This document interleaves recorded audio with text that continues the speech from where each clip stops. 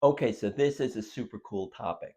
What if your biggest problem was, I think I'm losing too much weight. I better slow down on the fasting. Sounds like a big deal, right? Yeah, right, that can happen. But that actually happened to me. And let me explain. So I made sure I monitored my body fat, I monitored my strength.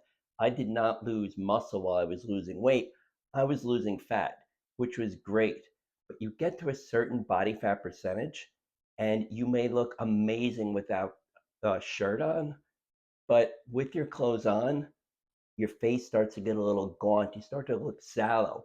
And that's what people were saying about me. John, are you sick? Because I didn't walk around with the shirt off. I had a shirt on, but my face looked like it was starting to get sunken in. And I felt good, but I saw what they were saying. I looked in the mirror because usually you just glance at yourself. But when you start to look at yourself to see what other people are seeing, like, you know what?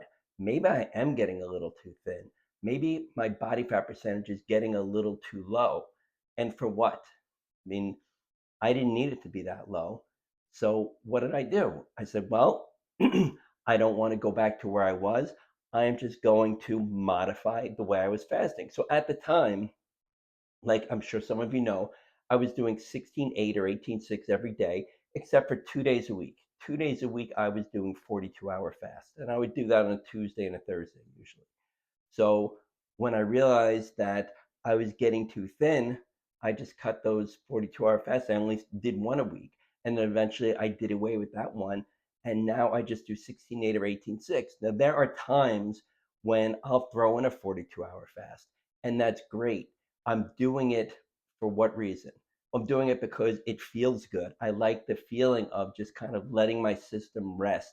The inflammation goes down. I just feel really, really good after a fast. But I also do it because you can tend to, even with your best intentions, if you're traveling, if there's a lot of celebrations going on, if there's, shifts in life and you continue to live life, because that's what fasting should be. It should be about working with your life, not against it. You may notice, oh man, I've been eating more than I like. Maybe I'm not sticking in my fasting windows as much. Let me do a reset and get a 42-hour fast to just kind of hit that button and start over again. So you could do that. But again, sorry, I'm just getting over a cold. But just imagine, here most people are dreading looking in the mirror because they see the blurriness, they see the rolls. And instead, you could say, you know what? I think I'm getting a little too lean. Let me cut back on what I'm doing a little bit. And it's not like, oh, I can finally have that ice cream cake. It's not like that. You're actually just, you don't even notice until you see or somebody points out. It's like, oh, you know what? Maybe you're right. And you just then cut out a day, and it's not a big deal. It's not this life changing event where, all of a sudden the shackles are taken off, because fasting is so freeing that you're not chained to anything. You're not chained to, oh, I need to eat at this time, or what's going to happen. Your hunger just disappears. You're not hungry. You're not starving at breakfast anymore and saying, oh, I can't wait to eat that first meal. You may not be hungry normally, so okay, I'm going to start eating at 12. And all of a sudden 2 o'clock rolls around. You say, oh, I haven't eaten yet. Let me have something to eat. I mean, that could be you.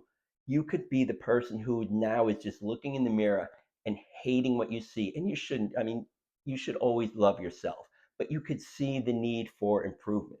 You say, you know what? I want to improve the way I look.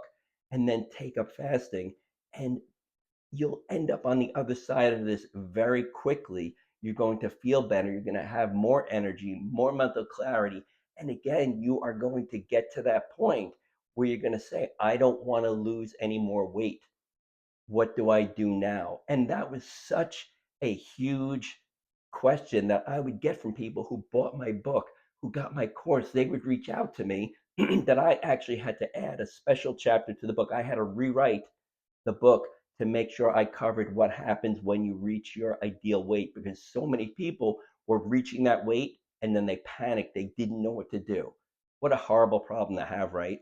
Oh my gosh, I've hit my goal weight. I don't want to lose any more weight. What do I do now? I mean, that's great. And again, I included that in the book now because that was the most common question I received. So I just wanted to share that with you because, again, I want to make sure you see what is possible with fasting. I used to go into the science, I used to go into, all the benefits of it, and I'm shifting now to just what is in it for you. And this is a huge thing that, like I said, it was my most common asked question. What do I do now? I've hit my goal weight. I'd love for you to just say, you know what? I've hit my goal weight. What do I do now? I don't want to get any thinner. Let me read that chapter in the book. Got it down. So just wanted to share that with you. Hope it was helpful and have an amazing day. Excuse that again.